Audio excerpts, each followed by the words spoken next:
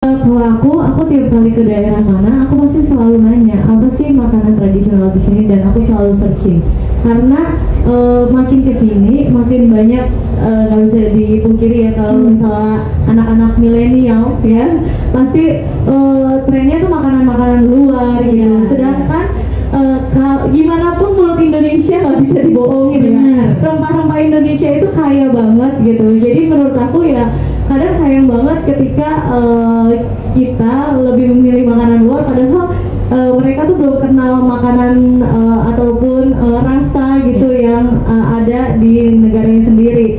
Dan dengan adanya FJB ini bagus banget karena nggak semua anak milenial kan tahu tentang makanan tradisional gitu. Tapi kan dikemas dengan festival yang kekinian banget nih buat anak-anak gitu. Jadi mereka pasti bisa datang. Kalau misalnya buat keluarga pasti pada datang gitu. Tapi kan gimana caranya menarik semuanya gitu. Jadi ya kalau aku tipikalnya emang bener-bener suka kuliner gitu. Jadi kadang aku kalau lagi naik mobil aja, misalnya di pinggiran ada kayak jajanan nih kayak enak, aku bisa berhenti buat makan dulu gitu. Serius? Jadi iya serius, makanya aku bilang di mobil harus ada karena mobile kan gitu. Jadi ya kayak makanan Indonesia itu benar-benar perlu banget kita lestarikan. Dan kalau buat ibu-ibu itu perlu banget untuk menambah menu-menu variasi di rumah. Karena banyak banget ya. Betul, banyak banget kayak ibu-ibu atau mungkin yang ibu rumah tangga baru gitu yang bingung mau masak apa setiap hari. Makanya kalau aku tulis di buku. Jadi supaya seminggu itu menunya berbeda anak aku. Kalau di handphone bolak-baliknya susah, terus lupa gitu. Jadi kalau di buku manual aku harus bisa lihat gitu. Jadi aku kayak memastikan anak aku supaya nggak bosen gitu, dan supaya mereka nyobain lagi gitu. Jadi kayak aku suka bikinin mereka sate di rumah, kayak semur tahu telur. Belum tentu semua anak sekarang tahu itu. Taunya teriyaki gitu misalnya gitu kan. Jadi ya aku selipin juga masakan-masakan. Dan kalau misalnya emang bingung banget nih, udah buntu nih, aku langsung buka website gitu, lihat-lihat di www.bango.co.id supaya makin banyak lagi ya kan. Terus udah kayak gitu, kalau misalnya kita kulineran kayak gini, kan kita pulang jadi kayak ada inspirasi lagi. Kayaknya anakku suka deh kalau diginiin kayak gini, bisa dimasak di rumah gitu. Luar biasa semangatnya nih Sarwenda nih.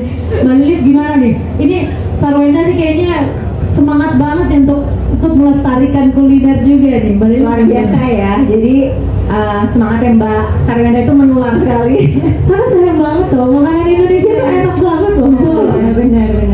Nah, terima kasih. Jadi saya pikir orang-orang yang seperti Mbak Sarwenda itu juga banyak ya di Indonesia. Jadi yang memang selalu balik-baliknya ke makanan Indonesia lagi. Karena memang lidahnya ya tadi ya Mbak ya. Benar. Nggak bisa bohong ya. Nggak bisa, suami aku kemana-mana bawanya rice cooker. Jadi mau aku ke Eropa, aku tuh bawanya rendang. Beneran aku bawa rendang, rice cooker, itu tuh udah kayak makanan berharga di sana gitu. Jadi setiap hari suami aku makannya itu. Jadi emang karena kan kita udah kebiasaan dengan cita rasanya yang nggak bisa dipungkiri gitu ya. Kecap pasti bawa kemana-mana. Jadi udah nggak bisa diganti. Nah, oleh karenanya kayaknya sekaligus saya undang aja ya bahwa di FJB ini mulai hari ini sampai hari Minggu itu akan banyak ada 100 penjajah makanan, itu legendary hawkers, itu ada 100 gitu ya. Nah, di situ kalian bisa sepuasnya menikmati jajanan Indonesia dari Sabang sampai Merauke. Terserah mau coba apa aja silakan. Dan nanti hari Minggu juga akan ada penutup acara, juga kita mendatangkan Rosa gitu ya, juga ikut memeriahkan dari FJB ini. Nah, ini adalah kesempatan yang menurut saya harus dimanfaatkan. Karena kapan lagi sih kita bisa mencicipi makanan lokal Indonesia di satu tempat dan boleh beli apa aja di sini gitu ya.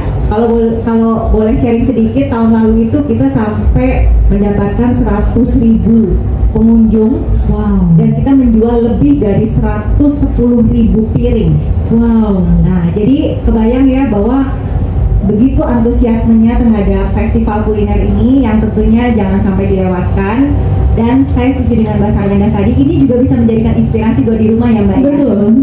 Jadi misalnya dilihat situ makanan apa gitu, wah ini kayaknya enak nih, bisa tanya-tanya sedikit lah sama sama penjajah makanannya. Nah, nanti bisa diulang juga di rumah. Nah, itu akan membantu juga untuk pelestarian kuliner Ya. sampai di rumah. Nah, itu juga menurut saya akan lebih sustainable ke depannya.